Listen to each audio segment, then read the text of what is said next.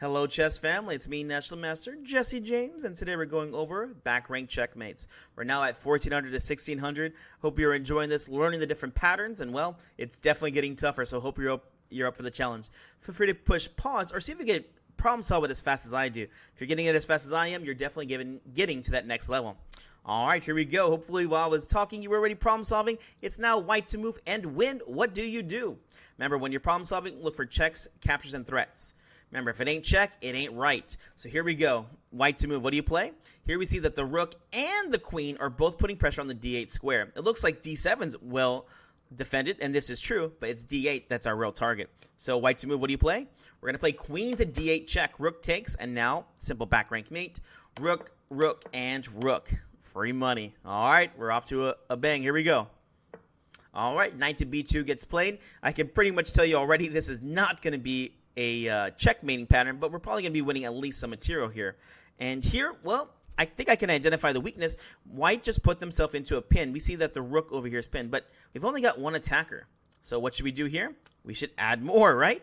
Here, the knight on b2 is already being attacked twice, so let's add a third one, and let's try to put a pin or more pressure on this rook here on b1. Did you find it? Here, there's no checks, but we found queen to c2, attacking this rook on b1 and b2. There was nothing good that they could have done. Knight takes d3 is the only bailout they can try for. And here, we're simply just going to go ahead and take. Rook takes, and yep, just winning some material here. Remember, not all back ranks are going to be checkmate. Sometimes you just win your opponent's pieces. On to the next one. Here we go. All right. Ooh, another fun one right here. You can already sense the weakness in this position because, well, there's only one protector here. And here, if you don't want to fall for these back rank checkmates, I highly recommend that you push a pawn up in the game. Although, look, h3 doesn't even work here as the bishop is going to be guarding. Although I think it would help out here since that would make the escape square. Black to move. What do you do? All right, hopefully you looked at queen to d1 check. Unfortunately here, it doesn't work. The king has the escape 2 square. So the idea is to kick this king over to the corner. What do you play? Remember, use all your pieces in the game. The rook and queen are doing a good job by controlling d1. So we're going to play bishop b6 check, and this is game over. Here, when the king goes to h1, now it's simple chess. All you have to do is get to that back rank. We have 2 attackers, and they've only got 1 defender.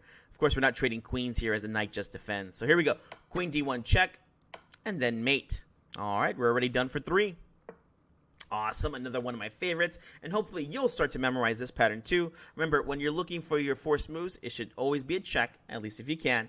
But here, look for the queen sacrifices. Hopefully they didn't give away it too much, or hopefully it did. Do you see it now?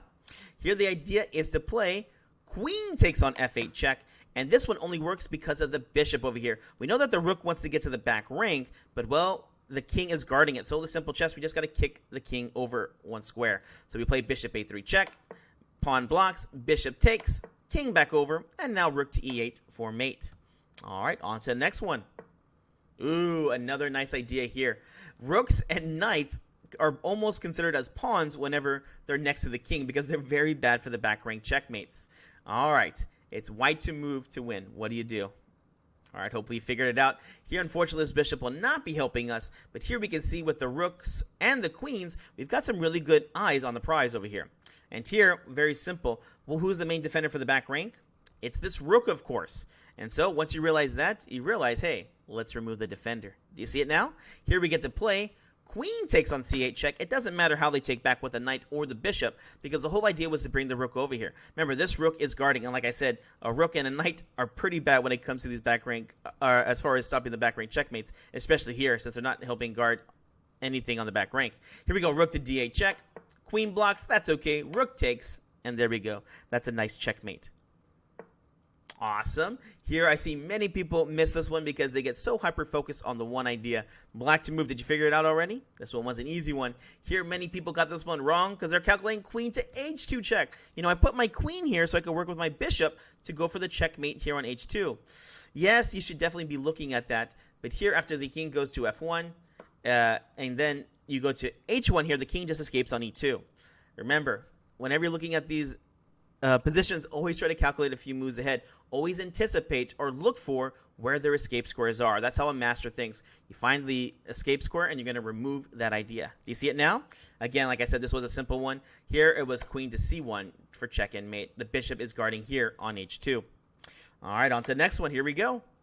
pawn takes in check. I mean, I can pretty much tell you that this one's going to be the queen taking, right? It has to be taking because here you want to make sure you got to check. So queen takes on g5 for check, and here any way the king moved, it was going to be checkmate. If the king had gone to h1 here, well, here we would have played queen to g2 for check and mate. This one's I call the deadly kiss checkmate, but here it goes to f1, which will now lead to the back rank checkmate. Do you see it? Here, a standard pattern. The pawn is the one guarding the escape squares as far as it jumping to the second rank. And so here we just need the queen to jump in to control the final rank or the back rank over here. So what was it? Simple chess. Queen here to c1 check. Queen blocks, and now queen to d1 for mate. All right, let's go on to the next one. All right, queen goes to b4. A nice idea here as it's trying to guard the knight over here, but also it's trying to, well, maybe even make some threats over here.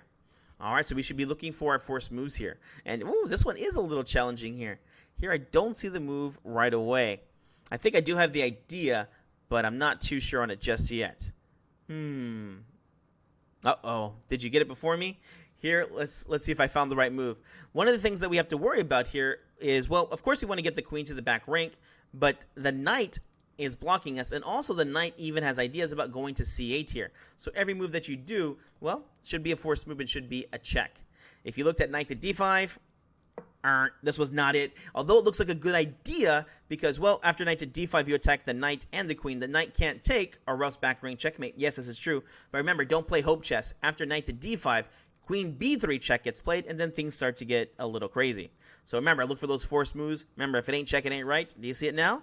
Here you get to play knight to d7 check here. And here the nice idea is that, well, wait a second. Isn't the king just blocking? Yes, it is. The idea is to threaten the back rank mate, but also remove the defender for the knight. So here you get to play the very beautiful knight to c5. Look at that beautiful idea. This one was a little bit difficult.